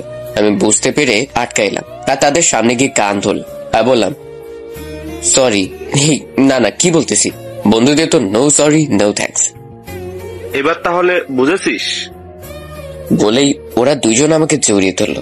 তখন ডাক্তার বলল, আপনার 3 বন্ধু নয়, মনে হচ্ছে এক এক ভাই। দোয়া করি আপনাদের বন্ধুত্ব যেন সারা জীবন এরকমই থাকে। Thanks doctor. ডাক্তার, ঋতু কেমন আছে? এখন অবশ্য ঘুমিয়ে আছে, ঘুমের ঔষধ দিছি তো। ও, তো ঘুম ভাঙবে কখন? এই কিছুক্ষণের মধ্যেই। বলে ডাক্তার চলে গেল। এরই মধ্যে মা চলে আসলো। আসলে ওই সময় মাকে সাথে করে আনিনি। তারপর মা এসে বলল, আরাফাত, আমাদের ঋতু এখন কেমন আছে? মা এখন ভালো আছে। এরই মধ্যে ঋতুর বাবা মা, মানে আমার শ্বশুর শাশুড়ি থুকু, এখনো তো হয়নি, মানে আমার ফুপা ফুপ্পি চলে এসছে। এসেই বলতেছে ঋতু কোথায় আর কেমন আছে। আমি বললাম, আপনাদেরকে জানানো ঋতুর ব্যাপারে। আমি বলেছি। ও, ভিতরে আছে আর ভালো আছে, ঘুমিয়ে আছে। এরই মধ্যে আব্বু চলে আসছে। তক্ষুনি একজন নার্স এসে বলল, রোগীর ঘুম ভেঙেছে। এটা শুনে সবাই মিলে ঋতুর কাছে গেল, শুধু আমি, আবিদার মাহি ছাড়া। তারপর মা এসে বলল, ঋতু ডাকতেছে আমাকে। আবিদার মাহি বলল, যা ভিতরে যা। তারপর আমি ভিতরে গেলাম। সবাই বের হয়ে আসলো। তখন ঋতু বলল, কেন এসেছিস তুই এখানে? তুই না বলেছিলি আমার মুখ দেখতে চাস না? তখন আমি ঋতুর কাছে গেলাম, আমার সাথে সাথে ঠাস করে একটা থাপ্পড় দিলাম। তুই আমাকে মারলি? তখন আমি ঋতুর মাথার কাছে গিয়ে বসলাম আর বললাম, মারলাম। আমার বউকে আমি মারবো না তো কে মারবে শুনি? আমার মুখে বউ ডাক শুনে ঋতু আমাকে জড়িয়ে ধরে কান্না করে দিল। আমিও তাকে জড়িয়ে ধরলাম। ভালোই যখন বাসো তাহলে কালকে ওর বলেছিলে কেন? প্লিজ বাদ দাও, তখন আমার মাথা ঠিক ছিল না। আর হ্যাঁ, ওটার জন্য সরি। না, শুধু সরি বললে চলবে না। তো কাছে আসো বলতেছি। আমি আমার মুখ ঋতুর মুখের সামনে নিয়ে গেলাম, আর সাথে সাথে সে 4 ঠোঁট এক করে দিল। আমিও কম কি এরকম সুযোগ কি কেউ ছাড়ে? আমিও সাথে সমান রেসপন্স দিতে লাগলাম। এরকম করে কতক্ষণ ছিলাম জানি না। হঠাৎ মাহি আর আবিদ এসে বলল, এসব রোমান্স বাড়িতে গিয়ে করিস, এখন করতে হবে না। ওদের কথা শুনে আমরা একে অপরকে ছেড়ে দিলাম। থাক, আর কিছু বলতে হবে না, সবাই দেখছি। ওই শালা, দেখছি যখন তখন আর একটু দেখতি, ডাক দিলি কেন? আহারে শালা, শখের প্রেমে আমরা সমস্যা করলাম। আমার বিয়ে তো কালকে পরের দিন, ওখানে গিয়ে না হয় বাকিটা সেরে নিস। তোর বিয়ে মানে কার সাথে? আর এখন বলতেছিস কেন? সকালে বলার জন্য তোর বাসায় আসছিলাম, আর তোর মা যা বললো শুনেই তো এখানে আসলাম বলার জন্য। যাই হোক, বাদ দে। আমিও কিন্তু যাব মাহি ভাইয়া। ভাবি অবশ্যই যাবেন, তাই জন্যই তো আপনাদের দুজনকে নিতে আসলাম, মার্কেটে যাব। শোন, আমি যাচ্ছি, কিন্তু ঋতুকে না, ওর শরীর খারাপ, ও বাসায় থাক। না, আমিও যাব। কিন্তু কোনো কিন্তু না, আমি যাব আর মেঘলাকে নিজের হাতে সব পছন্দ করে কিনে দেব। যথাজ্ঞা মহারানী, এখন অন্তত বাড়িতে যাই। কিন্তু আমি যাব কি করে? কেন, পায়ে হেঁটে? না প্লিজ, কোলে করে নিয়ে যাও না। এখানে সবাই দেখলে কি ভাববে? কিছু ভাববে না। মাহি, আবিদ ভাইয়া আপনার কিছু বলেন না? ঠিক ঠিক, ভাবি অসুস্থ, নে কোলে নে। তোদের আর পাম দিতে হবে না, চুপ থাক। তারপর ঋতুকে কোলে করে নিয়ে আসলাম। সবাই হা করে দেখছিল। তারপর বাড়িতে এসে ওকে ঘরে নিয়ে যেয়ে শুইয়ে দিলাম। তারপর মা এসে ওকে খাইয়ে দিয়ে রেস্ট নিতে বললো, আর আমি ফ্রেশ হতে গেলাম। তারপর দুপুরে খেয়ে নিলাম। তারপর উঠে ঋতুর রুমে গেলাম, দেখলাম ঘুমিয়ে আছে। তারপর ওর কাছে গেলাম, কপালে একটা কিস দিলাম আর বললাম, আসলেই পাগলি, আমার জন্য কি না করতে পারে। তখন হঠাৎ সে বলে উঠলো, সব করতে পারি। তুমি ঘুমাওনি? না। কেন? এমনি। একটু পর মাহির ফোন আসলো, বলল রেডি হয়ে বিগ বাজার মলে চলে আসতে। তারপর ফোন কেটে দিয়ে আমি রেডি হয়ে চলে আসলাম। তারপর বিয়ের মার্কেট করছিলাম আর আমি ঋতুর সাথে দুষ্টুমি করছিলাম। এভাবে সব কেনাকাটা শেষ করে বাসায় চলে আসলাম, ওরাও চলে গেল। তারপর রুমে এসে ওয়াশরুমে চলে গেলাম ফ্রেশ হতে। বাইরে বের হয়ে এসে দেখি ঋতু আমার বিছানায় বসে আছে। তখন আমি বললাম, কি ব্যাপার মিস, তুমি আমার ঘরে কি মনে করে? কেন, আসতে পারি না নাকি? আসতে পারবে না কেন? অবশ্যই পারবে। তো এখন কেন এসেছো তাই বলো। আমি খেতে যেতে বললো, তাই তোমাকে ডাকতে এসেছি। আচ্ছা, তাই নাকি? তাই চলো এখন। বলে ঋতু যেই না চলে যেতে লাগলো, অমনি আমি পেছন থেকে ওর হাত ধরলাম আর নিজের কাছে নিয়ে আসলাম। এসে পেছন থেকে জড়িয়ে ধরলাম আর ওর ঘাড়ের উপর মুখ রেখে বললাম, মিস, আসছো তোমার ইচ্ছেতে, যাবেও কি তোমার ইচ্ছেতে? একটু আদর না দিলে? দেখো, এখন কিছু করবে না, আর হবেও না। কেউ এসে পড়বে, ছাড়ো। না, আমি কিছু শুনতে চাই না বলে ওকে আমার দিকে ঘোরালাম। তখন ঋতু বলল, দেখো, ভালো হবে না কিন্তু। আর বলতে দিলাম না, তার আগেই 4 ঠোঁট এক করে দিলাম। এভাবে 5 মিনিট ছিলাম। হঠাৎ ছোট বোন এসে বলল, আমার ছোট বোনের নাম সুইটি। হায় রে প্রেম রে, একজনকে বললো আরেকজনকে ডাক দিতে, সে ডাকতে এসে নিজেই প্রেম করতে ব্যস্ত। সুইটির কথা শুনে আমরা একে অপরকে ছেড়ে দিলাম। তারপর আমি বললাম, আসলে সুইটি, তুই যা ভাবছিস তা না। ওর চোখে কি যেন পড়েছিল, তাই আমি। থাক, আর কিছু বলতে হবে না, আমি সবই দেখছি, নিচে আয় বলেই চলে গেল। ধুর, এই সুইটি আসার আর সময় পেল না। বলেছিলামই কেউ চলে আসবে, কিন্তু কে শুনে কার কথা? হয়েছে, বলতে হবে না, নিচে চলো। এখন তো নিচে যাবেই। বাস যা খাওয়াইলা, নিচে যাবা না? আমি বাস না, দাঁড়াও, দেখাচ্ছি মজা বলে ঋতুকে ধরতে গেলাম। ও দৌড়ে চলে গেল, সাথে আমিও গেলাম। তারপর খাওয়ার টেবিলে আমরা সোজাসুজি বসলাম। আমাদের দেখে সুইটি খালি হাসতেছে। আমি ওর কানে কানে বললাম, চুপ, এত হাসিস কেন? ঘরের ভেতরের ঘটনা কি বলে দেব? ভয় দেখাচ্ছিস আমাকে? বোন, তোর পায়ে ধরে কিছু বলিস না। চকলেট দিমুনি?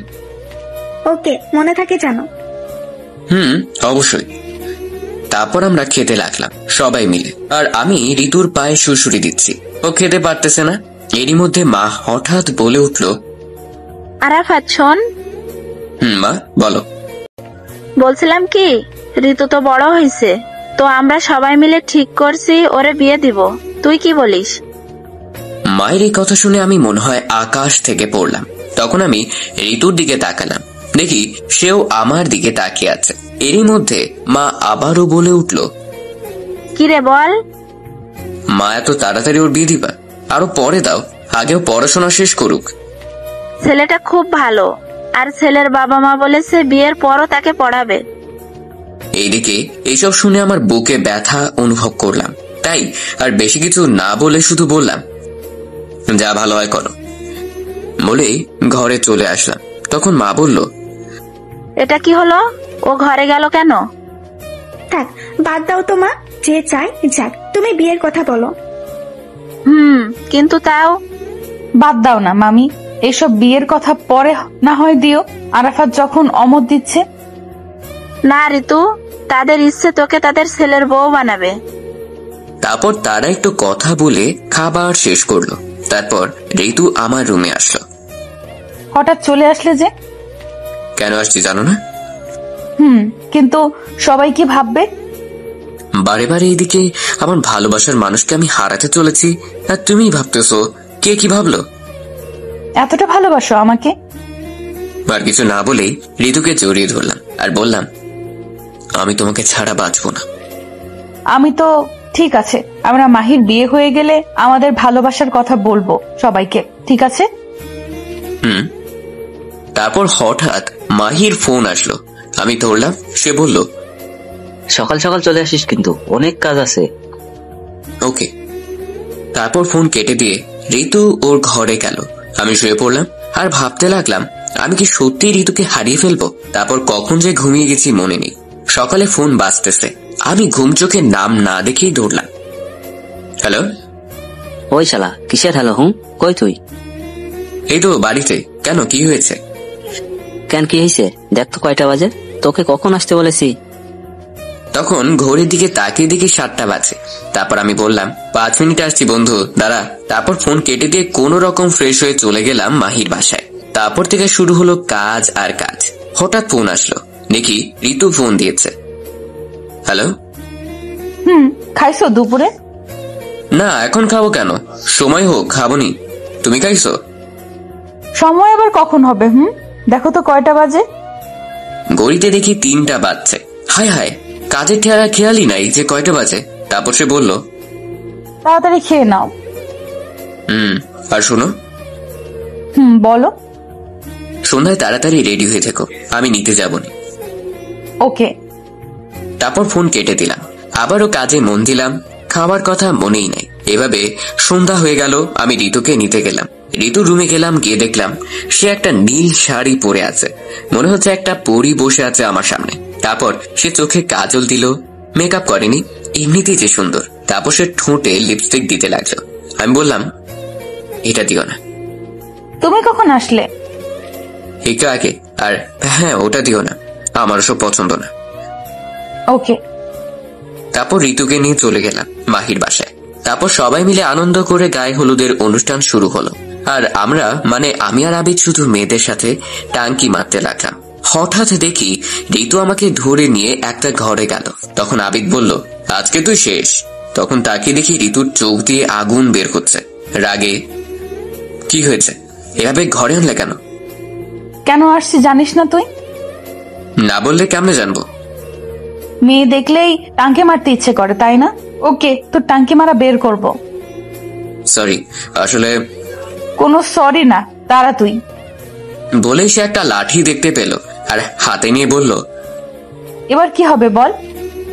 তুমি আমাকে মেরো না প্লিজ, আমার কিছু হলে তোমারই কষ্ট হবে না। হোক। আচ্ছা সরি, আর জীবনেও এমনটা করবো না, প্রমিস। ঠিক তো? 100% ঠিক। ওকে। তাহলে লাঠি ফেলে দাও আর বাইরে চলো। ওকে। তারপর আমরা বাইরে চলে আসলাম। বন্ধু, কি হলো এতক্ষণ? কিছু না। আমি তো জানি। তাহলে চুপ থাকো। এভাবে গায়ে হলুদের অনুষ্ঠান শেষ হলো। রাতে আমরা বাড়ি ফিরলাম। মাহি আসতে দিবে না, তাও জোর করে আসলাম। ঋতুর ভালো লাগছে না, তাই বাড়িতে এসে ঋতু ওর ঘরে গেল, আমিও আমার ঘরে গেলাম। তারপর ঘুমিয়ে পড়লাম। সকালে তাড়াতাড়ি উঠলাম, কারণ আজকে মাহির বিয়ে। তারপর আমি চলে গেলাম মাহির বিয়েতে, আর বাড়িতে বলে গেলাম তাড়াতাড়ি যেতে। আর ঋতু বলল ও মেঘলার বাসায় যাবে। আমি মাহির বাসায় এসে সব কাজ করলাম। তারপরে ওকে গোসল করিয়ে সবাই মিলে বের হলাম বিয়ের উদ্দেশ্যে। একটু পর আমরা সবাই চলে আসলাম মেঘলাদের বাড়িতে। তারপর গেটে কয়েকজন মেয়ে দাঁড়িয়ে আছে। মাহি ওদের দেখেই আমাকে বলল, ভাই তুই একটু সব ম্যানেজ করিস। ওকে, চিন্তা নাই।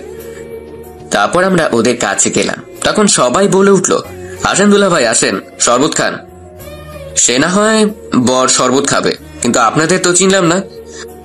ওদের মধ্যে একজন বলল, আমি সুলতানা সাদিয়া, মেয়ের ছোট বোন।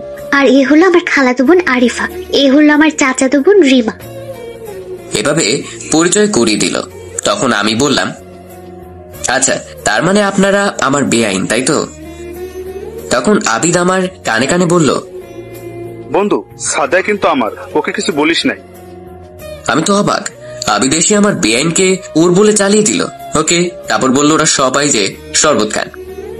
না, আমরা এসব খাই না। তাই তাহলে 5,000 টাকা দেন, খেতে হবে না। আমরা 1 টাকাও দিব না। না দিলে ভেতরেও যেতে দেব না।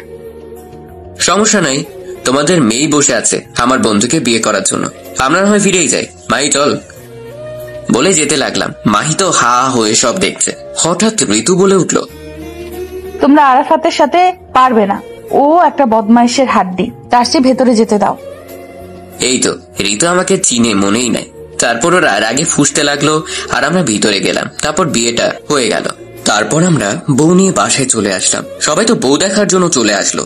তারপর ভাবিরা মেঘলাকে ঘরে নিয়ে গেল, আর এদিকে আমরা মানে আমি আর আবিদ মাহিকে নিয়ে ছাদে চলে গেলাম। আর এভাবে গল্প করতে লাগলাম। মাহি তো মেঘলা কাছে যাওয়ার জন্য মন একেবারে ছটফট করছে। সেটা আমি আর আবিদ বুঝতে পেরে মনে মনে হাসতেছি, কিন্তু তাও ওকে যেতে দিচ্ছি না। বেচারা মাহি কিছু বলতেও পারছে না। যখন 12টা পার হতে লাগলো, তখন আমরা ছাদে। হঠাৎ মাহির বাবা মানে আঙ্কেল এসে বলল, কিরে মাহি, তুই এখানে কেন? যা ঘরে যা, বৌমা তোর জন্য কখন থেকে অপেক্ষা করছে। মাহি কিছু বলার আগেই আমি বলে উঠলাম, আঙ্কেল আমরা অনেকবার বলেছি যাওয়ার জন্য, কিন্তু ও তো যাচ্ছে না, বলতেছে আমাদের সাথে নাকি আড্ডা দিবে। বলেন তো এটা কি ঠিক দেখায়? নতুন বউ ঘরে রাইখা আমাদের আড্ডা দিচ্ছে, তাও আবার আজকে ওদের বাসটা। আমি জানি মাহি আঙ্কেলকে খুব ভয় করে, তাই জায়গা মতো দিলাম একটা। মাহি তো আমার কথা শুনে হা হয়ে গেছে। শালা তোরা নিজেরাই যেতে দিলি না, আর এখন নিজেরাই বলতেছিস যেতে বলছিস।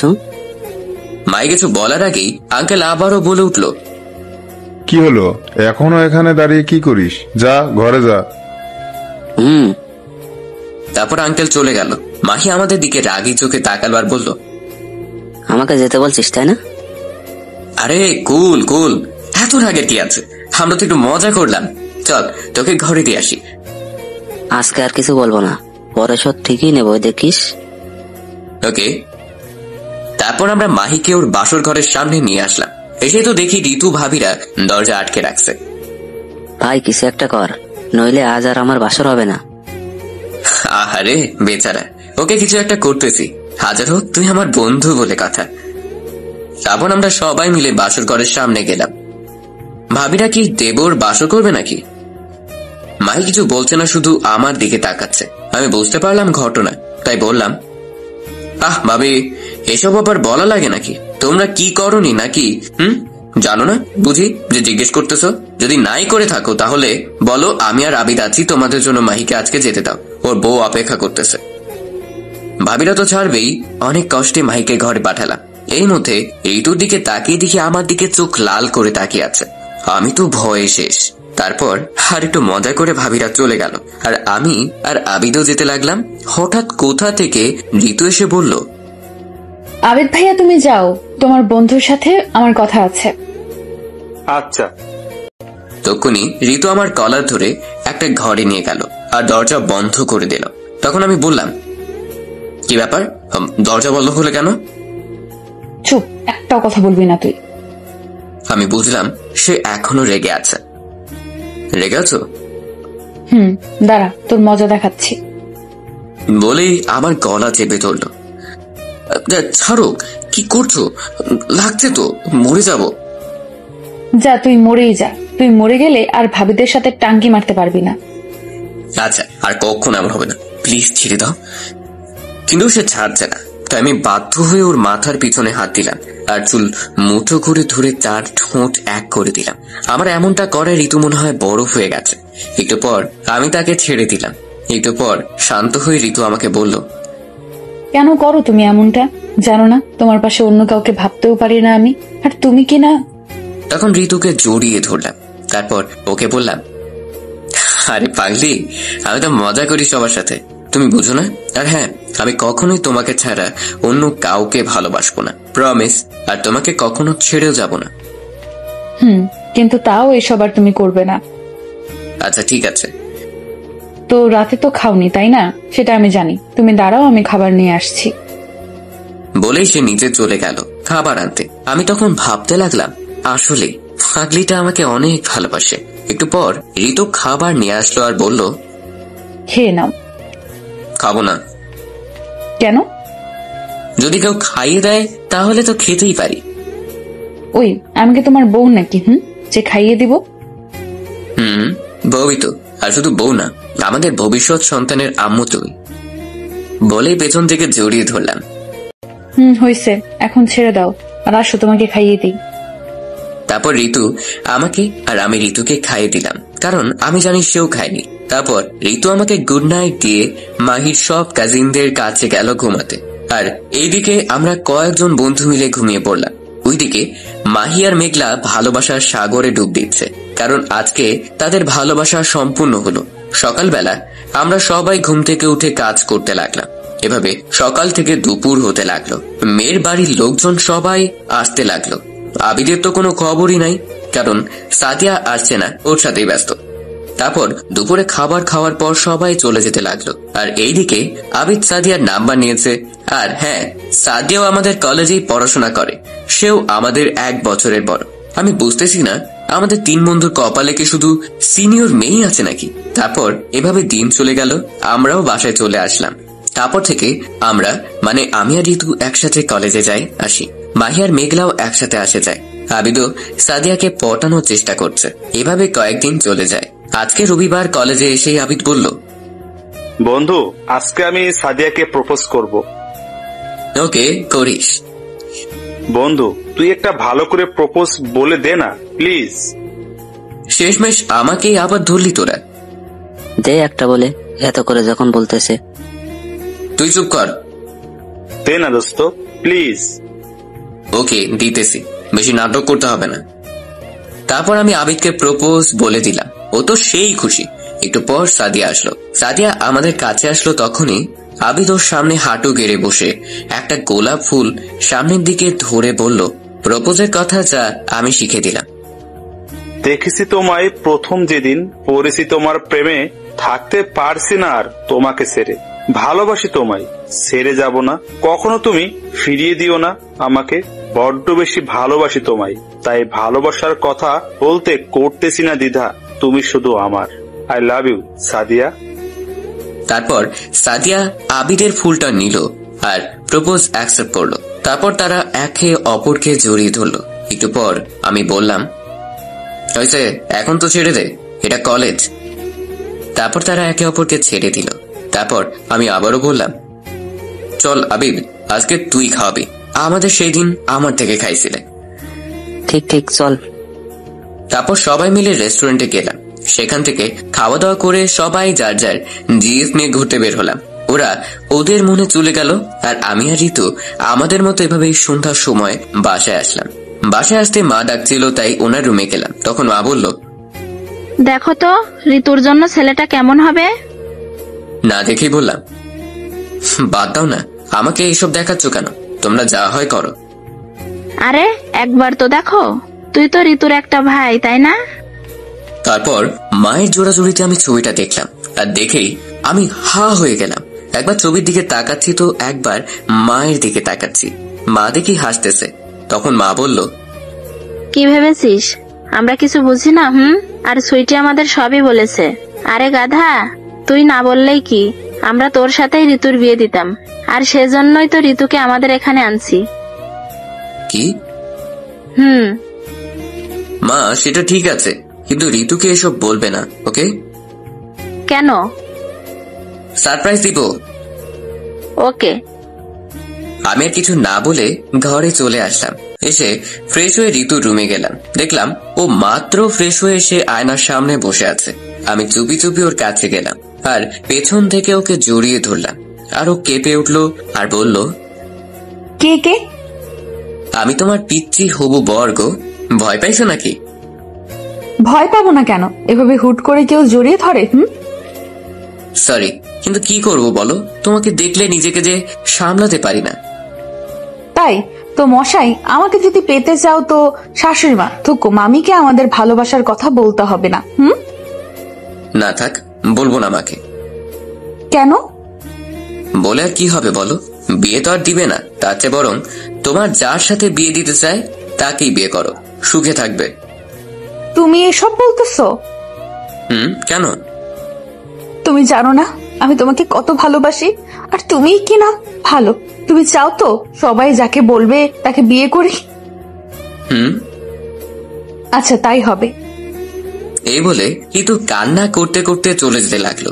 তখন আমি পেছন থেকে ওর হাত ধরলাম আর এক ঝাটকায় নিজের কাছে নিয়ে এসে জড়িয়ে ধরে বললাম, এত সহজে আমার ভালোবাসাকে ছেড়ে দিব নাকি? না, নিতে চাইলেও দিতেই হবে, কারণ তুমি তো এটাই চাও। আমি কি চাই সেটা পরে বলছি, তার আগে এই ফুলটা নাও আর একটা খুশির খবর শোনো। তারপর আমি ওকে ছেড়ে দিয়ে ওর সামনে হাঁটু গেড়ে বসে বললাম, হ্যাপি রোজ ডে আমার পাগলি। আর খুশির খবর হলো মা নিজেই চায় তোমাকে ছেলের বউ করতে। আর এই খাবার টেবিলে আমার কথাই বলেছিল, কিন্তু আমরা বুঝিনি। এটা বলার সাথে সাথে ঋতু আমার হাত থেকে ফুলটা নিল আর আমাকে জড়িয়ে ধরে কান্না শুরু করে দিল। বুঝি না মেয়েরা এত কান্না করে কিভাবে। আমাকে তো পিটাইলেও এক ফোঁটা পানি বের হয় না। তারপর আমি তাকে বললাম, এই পাগলি, কান্না করতেছো কেন? জানো আমার কতটা কষ্ট হয়েছিল যখন তুমি ওসব বলেছিলে? আহারে শয়তান পাজি। কি করছো? মারছো কেন? লাগছে তো। লাগুক, আমার বর আমি মারবো, আবার আমি তার সেবা করব। তোমার কি? তাই না? তাই। দাঁড়া, মজা দেখাচ্ছি। বলে ওকে আরো শক্ত করে জড়িয়ে ধরলাম। তখন ও বলল, কি করছো? ছাড়ো, ব্যথা পাচ্ছি তো। পাও আমার বউ, আমি বুঝবো। তাই না? আর কিছু বলতে দিলাম না। তার আগেই বুঝতেই তো পারছেন 5 মিনিট পর ওকে ছেড়ে দিলাম। ও তখন বলল, এভাবে কি কেউ কিস করে? আর একটু হলে তো মরেই যেতাম। মরবে না গো। যাই হোক, শোনো না। বলো। চলো না, আজকে তো রোজ ডে, কোথাও থেকে ঘুরে আসি বিকেলে। ওকে। Thank you. হয়েছে, আর ঢং করতে হবে না। কি বললি? আমি ঢং করতেছি? আমাকে আর পাইকে এক দৌড়ে আম্মুর কাছে চলে আসছি। মা দেখো, শাকচুনি টাকা মারতে আসছে। মারবো না কি করবো? তুই আমাকে ঢং করার কথা কেন বললি? আর এখন আবার শাকচুন্নি বলতেছিস? তোকে তো আজ আমি খেয়েই ফেলবো। এই এবার থাম, তোরা অনেক ঝগড়া করেছিস। মা তুমি তো জানো আমি কত ভালো ছেলে। জানি তো, এমন ভালো যে মায়ের কাছে ভালোবাসার মানুষের কথা বলতে শরম পাই। মা ভালো হচ্ছে না কিন্তু। ঠিকই বলেছ মা। না মানে মামি। মামি বলতেছিস কেন? মাটাই তো ভালো ছিল। কয়েকদিন পরেই তো তুই আমার ছেলের বউ হবি। ওকে মা। তারপর ঋতু মাকে জড়িয়ে ধরলো আর আমার দিকে তাকালো। আমি তখন ইশারা করে বললাম, আমাকেও একটু জড়িয়ে ধরো। তখন ও হাসতে লাগলো। তাই আমি ঘরে চলে আসলাম। এসেই শুয়ে পড়লাম। তারপর দুপুর হয়ে গেল। আমি উঠে গোসল করলাম। একটু পর রীতি এসে ডেকে গেল খাওয়ার জন্য। তারপর নিচে গেলাম খাবার জন্য। খাবার টেবিলে বসলাম আমি আর আমার সোজা ঋতু। আমার মাথায় একটা শয়তানি বুদ্ধি আসলো। তা আমি টেবিলের নিচ দিয়ে ঋতুর পায়ে সুরসুরি দিতে লাগলাম। সে খেতে পারতেছে না, শুধু চোখ বড় বড় করে আমার দিকে তাকাচ্ছে। আমি দেখেও না দেখার ভান করে আছি। তারপর খেয়ে ঘরে চলে আসলাম, এসেই ঘুমিয়ে গেলাম। এদিকে আবিদ আর সাদিয়া তো সারাক্ষণ ফোনে কথা বলতে ব্যস্ত। হ্যালো জানু। শোনা বলো। কি করো বাবু? বসে আছি। তুমি কি করো? আমিও। খাইছো দুপুরে? তুমি? তাহলে দেখা করবে? অবশ্যই। ওকে, বিকেলে তাহলে দেখা হচ্ছে। Bye bye. বিকেল বেলা। এই আরাফাত, ওঠো না, বেড়াতে যাব, চলো। বলেই ঋতুকে ধরে কাছে নিয়ে এসে শুয়ে দিলাম। এই কি করছো? ছাড়ো, কেউ এসে পড়বে তো। আসুক, তাতে আমার কি? প্লিজ ছাড়ো, বেড়াতে যাব, চলো। আচ্ছা, ঠিক করে চলো। তারপর আমরা রেডি হয়ে বাইরে এসে রিক্সা ডাক দিলাম এবং রিক্সা করে একটা পার্কে গেলাম। ওমা, গিয়ে তো আমরা অবাক যে আবিদ সাদিয়া ওরা বসে প্রেম করতেছে, আর আবিদ সাদিয়ার কোলে মাথা দিয়ে শুয়ে আছে। আমরা ওদের কাছে গেলাম আর আমি বললাম, হায়রে ভালোবাসা, কয়দিন হলো পরিচয়, আর এর মধ্যেই এসব। ভাই, তোরা তাড়াতাড়ি বিয়ে করে নে। আমার কথা শুনে আবিদ উঠে বসলো আর বলল, থ্যাঙ্কস দোস্ত, আজকে বাড়িতে বলবো। তা না হয় বলবি, কিন্তু সাদিয়াকে গোলাপ দিছিস? না, ভাইয়া দেয়নি। কি আবিদ? আরে রাগিস কেন? তেইনি তুই আসবি বলে তোর সামনেই দিমু, আর এক্ষুনি দিচ্ছি, দাঁড়া। ওই শালা, আমার দোহাই দিচ্ছিস বলেই কেলানি দিলাম। তারপর আবিদ সাদিয়াকে গোলাপ দিল। সাদিয়া ওকে জড়িয়ে ধরলো আর ওরা 4 ঠোঁট এক করে দিল। একটু পর আমি বললাম, ভাই এখানে আমরাও আছি রে, একটু তাকাস। আমার কথা শুনে ওরা একে অপরকে ছেড়ে দিল। তারপর সবাই মিলে ফুচকা খেতে গেলাম। ঋতু বলল ঝাল কম, একটা বেশি। তারপর বামা ফুচকা দিল। আমি এক পিস মুখে দিলাম আর সাথে সাথে আমার মুখ লাল হয়ে গেল। এই কি হয়েছে? ঝাল। মামা, ওটাতে ঝাল আসলো কেমনে? ভুলে চলে গেছে মনে হয়। পানি দেন। পানি তো নাই আপা, শেষ হয়ে গেছে। কি? আর এদিকে আমার ঝাল কমছেই না, তাই ঋতু আর কোনো কিছু না বুঝে আমার ঠোঁটের সাথে ওর ঠোঁট মিলিয়ে দিল। আবিদ সাদিয়া তো অবাক হয়ে দেখতেছে আর হাসতেছে। একটু পর ঋতু আমাকে ছেড়ে দিয়ে বলল, এবার কি ঝাল কমছে? তখন আবিদ বলে উঠল, হায় রে বন্ধু, এমন ঝাল বেশি যদি আমার ফুসকাতেও হতো তাহলে কতই না ভালো হতো। তারপর আমরা শরমে আর কোনো কথা বলতে পারলাম না। এভাবে আমরা সবাই মিলে ঘুরে বাড়িতে চলে আসলাম। এসে আমি শুয়ে পড়লাম। একটু পর আবিদ ফোন দিয়ে বলল, হ্যালো। বল দোস্ত, কাম তো হয়ে গেছে। কি কাম? সামনের 9 তারিখে তো আমার বিয়ে। কি? অভিনন্দন। ধন্যবাদ, বাই, পরে কথা হবে। ওকে, বাই। ঋতু ডাক দিল, তাই খাবার জন্য নিচে গেলাম। তারপর সবাই মিলে খেতে শুরু করলাম। হঠাৎ আব্বু বলে উঠল, প্রেম তো ঠিকই করিস, সেটা বলতে পারিস না? না মানে আব্বু। থাক, বাদ দে। আর শোন, আগামী 14 তারিখ তোর বিয়ে। আমি তো আব্বুর কথা শুনে অবাক হয়ে গেলাম আর বললাম, কি? অবাক হচ্ছিস কেন? না কিছু না। ঠিক আছে। তারপর আমি আর কোনো কথা না বলে খাওয়া শেষ করে ঘরে চলে আসলাম। একটু পর ঋতু আসলো, এসে বলল, কি মশাই, কেমন লাগলো আব্বুর কথা? তখন পিছনে তাকালাম আর ওর কাছে গিয়ে ওকে পেছন থেকে জড়িয়ে ধরলাম। এই কি করছো? ছাড়ো, কেউ চলে আসবে তো। কেউ আসবে না, সবাই খেয়ে দিয়ে ঘুমোতে গেছে। তাও ছাড়ো। সত্যি ছেড়ে দিব তো? সাহস থাকলে ছেড়ে দিয়ে দেখা। আরে রাগ দেখাও কেন, আমি তো মজা করছিলাম। এই শোনো। কি? কালকে আবিদের গায়ে হলুদ, পরের দিন বিয়ে। কি? একটু আগে ফোন করছিল। তাহলে ওদেরও একটা ব্যবস্থা হয়ে গেল। আর আমরা কেউই সিঙ্গেল থাকবো না। মশাই, এবার ছাড়েন, আপনিও ঘুমান আর আমিও ঘুমাতে যাই। না, আজকে তুমি আমার সাথে থাকো। ইস, শখ কত! আর তো কয়েকটা দিনই, তারপর তো আমরা এক হয়ে যাব। আমার যে আর এই কয়দিনই যাচ্ছে না। হয়েছে, এখন ঘুমাও। সকালবেলা? এই আরাফাত, ওঠো, সকাল হয়ে গেছে। কি করতেছো? ওঠো। আরে বাবা, উঠতেছি। এত রাগ দেখাও কেন? কালকে যে বললে আবিদের গায়ে হলুদ, আজকে তো আবিদ তো তোমাকে নিতে আসছে। কি? ওকে ওকে, উঠতেছি। তারপরও নিচে চলে গেল, আর আমি উঠে ফ্রেশ হয়ে নিচে গেলাম। দেখি আবিদ বসে আছে। কিরে, তুই এখানে? আসতেই হলো তোর বাড়িতে দাওয়াত দিতে, আর তোকে আর ঋতুকে নিতে। আচ্ছা, বুঝলাম। এখন চল। আন্টি, আপনারা কিন্তু অবশ্যই আজকে বিকালে যাবেন। তারপর আমরা সবাই মিলে চলে গেলাম। আমি জানি কি জন্য নিতে আসছে, মার্কেটে যেতে হবে যে।